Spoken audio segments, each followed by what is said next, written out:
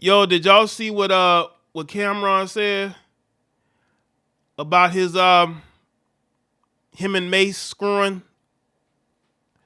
a chick from a slaughterhouse? Let me say this. I don't know. I mean, I know when guys are young, they do dumb things, right? But you learn from your mistakes, right? But when you tell this story in 2023, people are gonna take it the wrong way.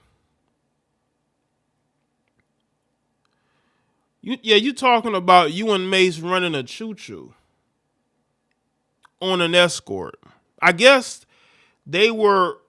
I would assume they're speaking on the Diddy situation, which is I wouldn't be laughing about that on camera if I was them, unless I was listening to something that 50 said. But people are highly sensitive.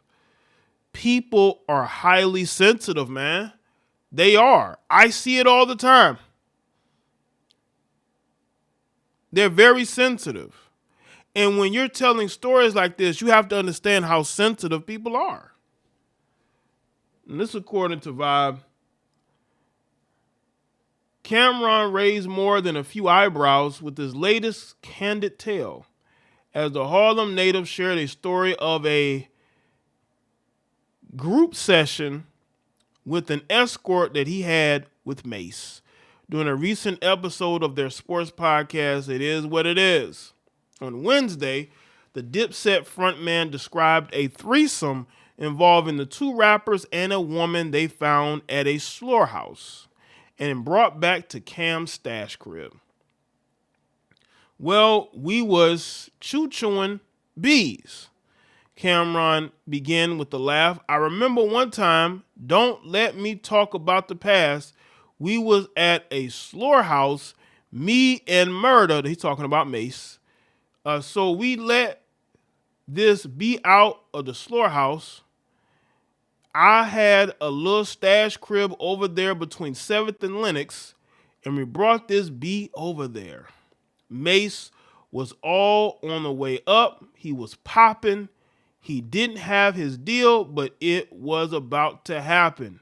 We was so Harlem. The B. It says Harlem.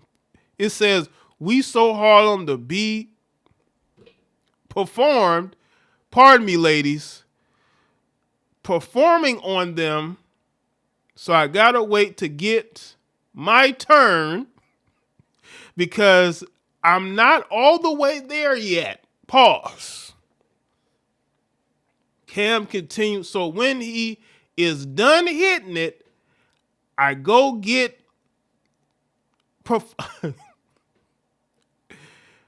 I performed on. After he's hitting it from the back, he starts hitting her. You wasn't doing something to my something like that. Yeah, that's my N-word. Listen, man, I had to keep that as PG as possible. You know, I could play this clip. But I'm like, do I want to play this clip, man? Because this is what explicit talk is, not what Shannon Sharp said. What Shannon Sharp said, that's not explicit. This is explicit. I mean, once again, y'all, Mase, why are y'all, first of all, y'all just meeting this random escorts and then, what happened to all this game that y'all dudes talk about? That don't sound like game. Game would have been you able to talk to a chick and convince her, to have a session with you and Mase. Y'all had to go get an escort, But this is the thing here. When you're telling stories like this, you got to understand that there are going to be people who are not going to get it. They're not going to get it. And, did Mase do it for you? Like, did they go get the escort? Because, like you said, Mase is on the way up. People know Mase. Mase is probably out here getting girls. Was it the same for Cameron? So they had to go they was at a slaughterhouse, and you know what I'm saying? Listen, people are gonna hear this and they're not gonna be accepting of this. They're going to say, yeah, Mase was a pastor. I don't know if he's still pastoring. I mean, is he still pastoring? I don't know if he's still pastoring. But he said this was right before Mase got his deal. So this is probably what, the mid 90s? Like the mid 90s, right before he got his deal, I guess, with Bad Boy.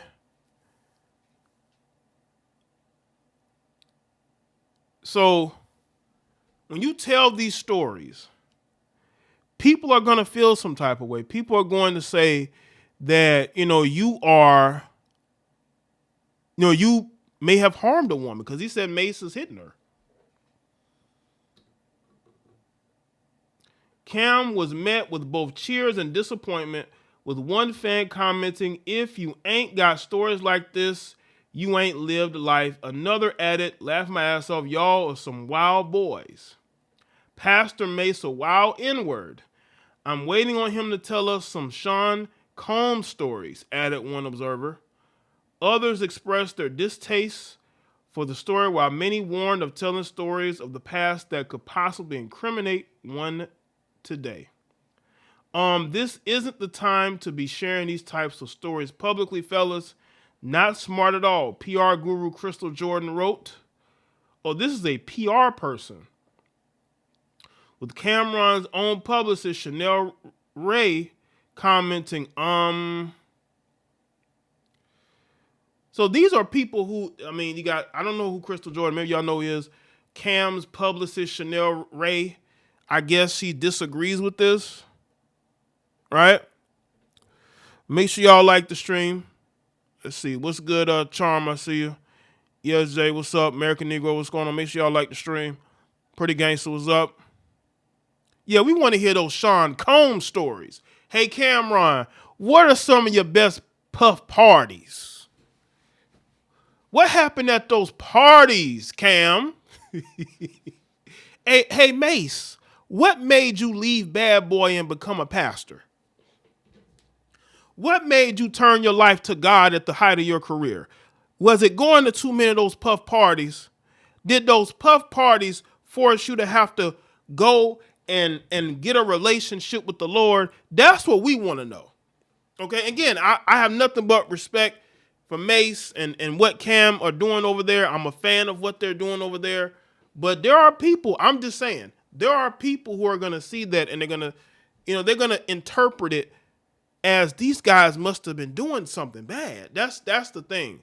And in 2023, all these men out here getting outed and put out here, that's how they're going to interpret it. And Mase, I've spoken to you before. So it's not like a situation where this is me trying to come at you. This is me, because he didn't even tell the story. This is all Cam who told the story. Cam told the story.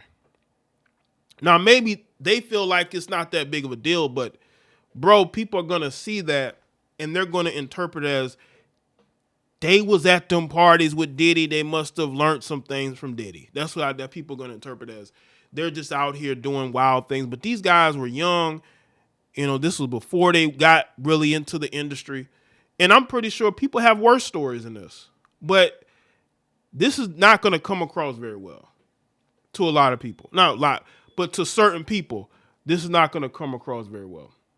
Current concern over past rendezvous are front and center following lawsuits filed against Diddy, L.A. Reid, Jamie Foxx, Jimmy Iovine, and Harve Pierre. Former New York Governor Andrew Cuomo, New York City Mayor Eric Adams, and several others last week under the Adult Survivors Act, a New York state law that granted victims a year window to sue alleged abusers beyond the statute of limitations. Now, again, I'm not against what these guys are doing. I don't want to see them cancel or anything like that.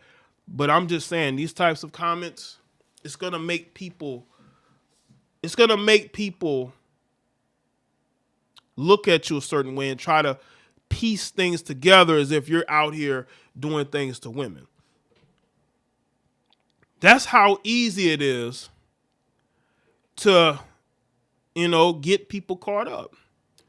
It's for people to take what you say and apply it to something else when it really has nothing to do with it.